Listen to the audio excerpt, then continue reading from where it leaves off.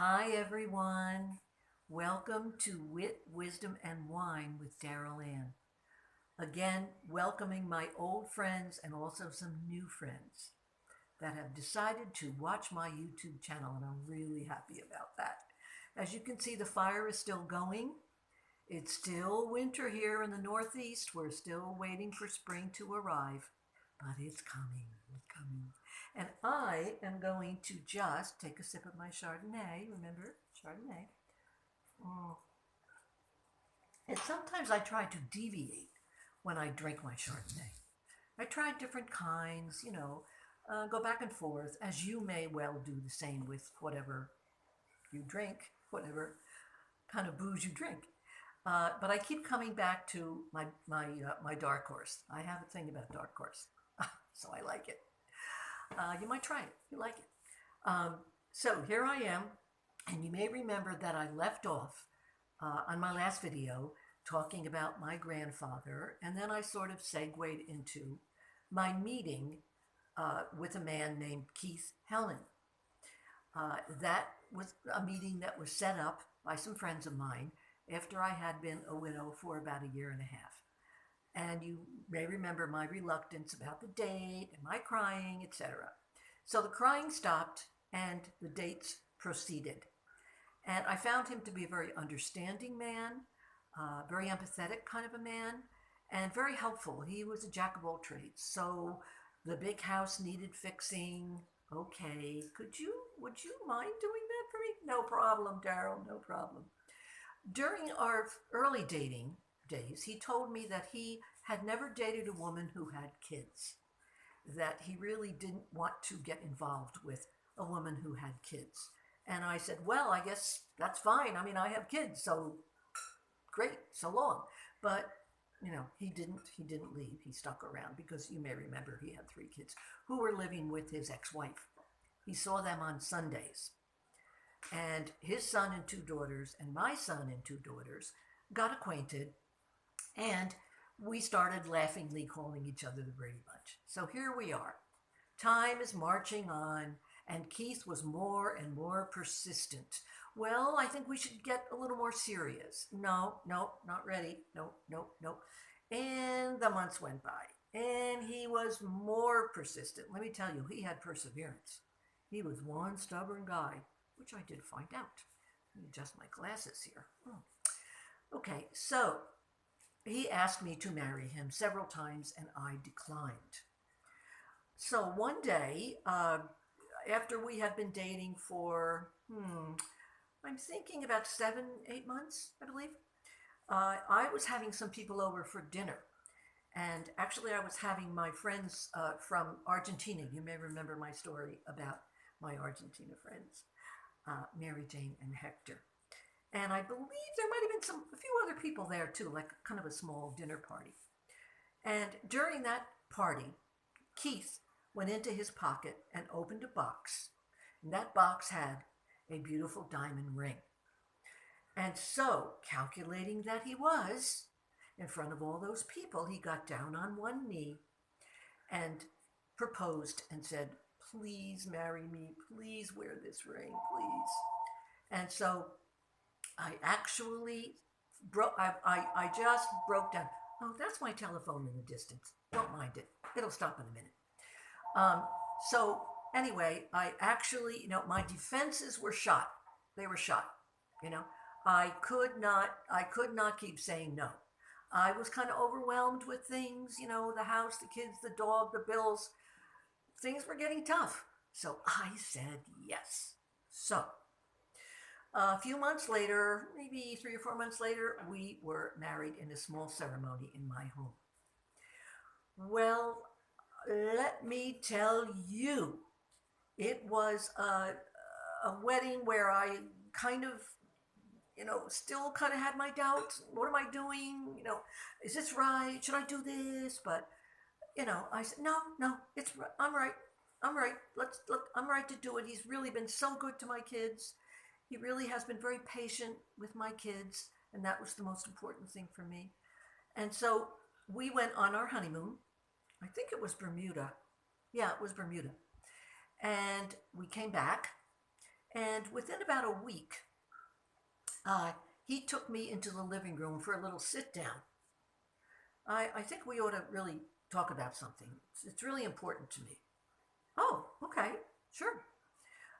Actually, your kids really, the kids really bother you a lot with questions and demands and requests. And I, I don't really like it. I don't think that that's right. I think you spoil them. And so from now on, I think what we should do is when one of your kids comes into the room, we should say, your mom and I are talking. We can't answer your questions now or fill your demands. And I just sat there in total shock. What? What are you talking about? These are kids. Of course they're going to be have demands. What? No, I don't want us to be interrupted. I don't want us to be interrupted. Okay, little red flag. Little red flag. Oh, well, I can't promise that. Okay? And then as time went on, maybe just weeks, there were a couple of other little red flags. I started to notice that Keith had a temper.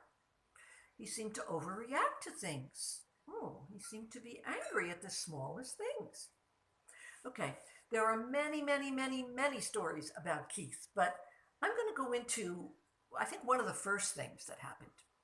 We used to go into New York and maybe go to restaurants or concerts or whatever. And one night, very early on in the marriage, we went into New York for a concert. And when we came out, we were parked in a parking garage. It was very dark. And I was like, wow, this is dark in here. And he was well built. He was quite strong physically. And he said, well, if anybody tries anything, well, okay, I don't think anybody's going to try anything. So I'm trying to think of the exact reason for the altercation now, but I believe it was the parking attendant who thought we didn't pay and came up to us in the parking garage and started to yell. And I think it was a matter of maybe communication between languages. I believe I recall that. I don't think we understood him. And so what did Keith do? He went into his car and he took out a nightstick. And I thought, a nightstick? Where the hell did that come from? And he started to brandish the nightstick and tell this man, if you come one step closer, I'm going to bash your brains out.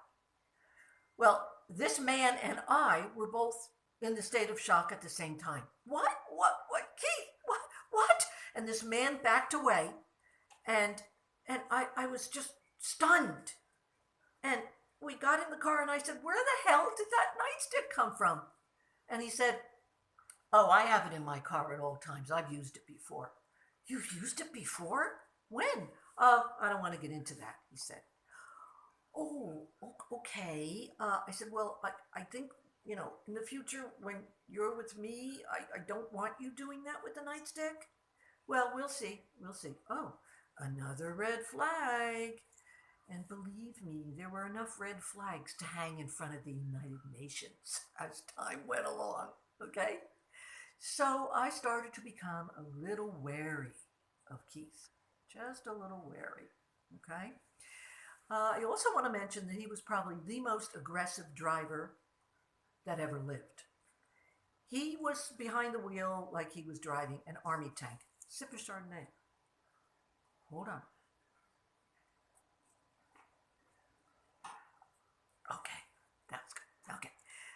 Yeah, I would cringe. I would be white knuckled in the seat. And I guess excuse me, I really found it hard to believe because when I was living with Bob, my first and late husband, Bob was a wonderful driver. I mean, I never worried. He was cautious, but, he used controlled speed, and I never worried about him. But here I was in a car with this guy who drove like there was nobody else on the road. Okay, so again, a little wary. One night we decided to go to a restaurant that was way up on a hill, and it was nighttime and it was winter, and it was foggy. It became foggy as we are driving slowly up to this restaurant. Driving slowly. What am I talking about? He wasn't driving slowly. He was not. And I was like, Keith, there's fog. There's fog. Please, please don't drive so aggressively. Come on. We don't want an accident. Come on. I know what I'm doing. Be quiet. I know what I'm doing. Okay. So the fog got thicker and we started to approach this hill going up to the restaurant. And I was at that point completely panicky. And I said, Keys, please, please, the fog, we can't see anything. Please, please slow down. I don't want to, I'm the only parent here. Well, actually, I really was the only parent. And so he started to go up the hill at a breakneck speed. When we got to the top of the hill, I was so furious with this man who did not care about our safety. I said, you are a complete idiot. Let me out of this car. What? I said, let me out of this car if you can't learn how to drive in a fog. And with that, he slowed down. I got out of the car. It was night. It was foggy. But I also knew that the restaurant was not too far away, around up the hill a little bit and around the corner. So he took off. Okay? I walked the rest of the way to the restaurant and was fully prepared. Now, mind you, no cell phones, to ask the owners if I could use the telephone. I was going to call my sister. But he came, into the restaurant. Oh my God, I can't believe you did that. I really apologize. I apologize? If you drive that way again with me, I'm going to do this again, Keith. Just be mindful of that. Oh, okay, I'm sorry, but how many times did he say that? You're going to learn how many times he said that with more of my stories. So I hope you enjoyed and got some laughs out of this. And I hope you will continue to subscribe to my YouTube channel. Love to see you. Love to sit here in front of the fire.